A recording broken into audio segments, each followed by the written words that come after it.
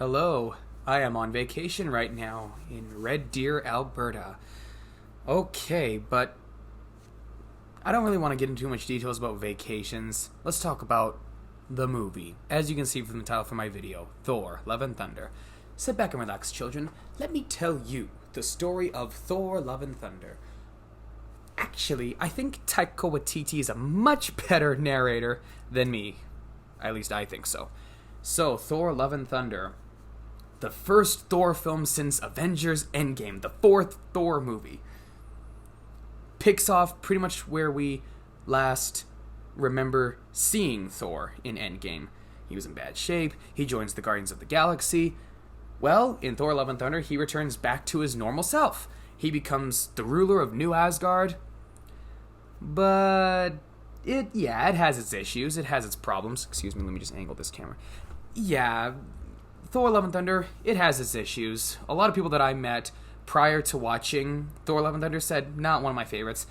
One person said, oh, I love it. One person said, okay. These are my thoughts.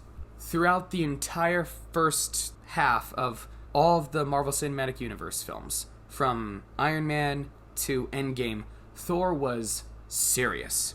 I mean, yes, occasionally there will be some comedy relief bits, but we're not used to seeing that in Thor, the Norse god himself. We're used to seeing him being very serious, kind-hearted superhero, and just all in all, the good guy, the good hero that everyone looks up to.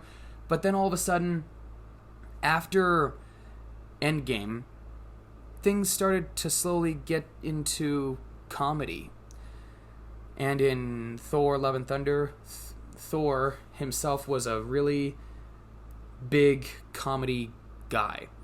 I mean, it was a big leap. It was a dramatic leap from Ragnarok to where he was serious with a little bit of comedy to comedy with a little bit of serious. Big leap than what we're used to seeing, right?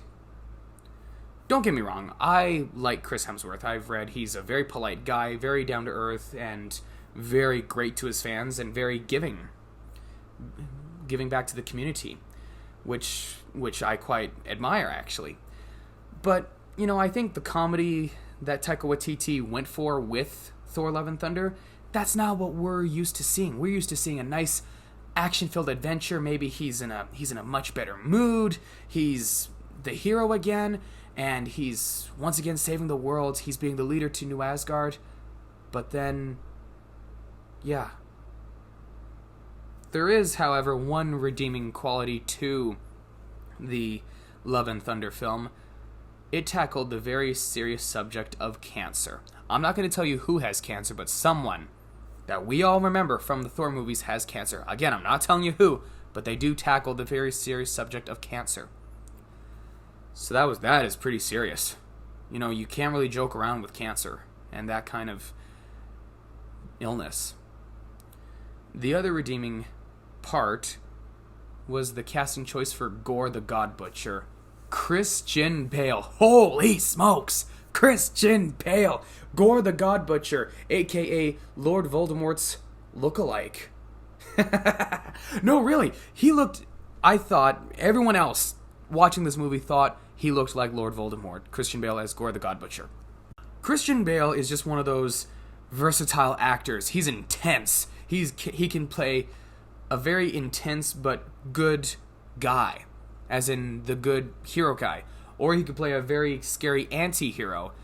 You know, you want to see him play the good guy, watch Batman Begins and the Dark Knight trilogy. You want to see him play a bad guy, watch American Psycho, where he... oh boy.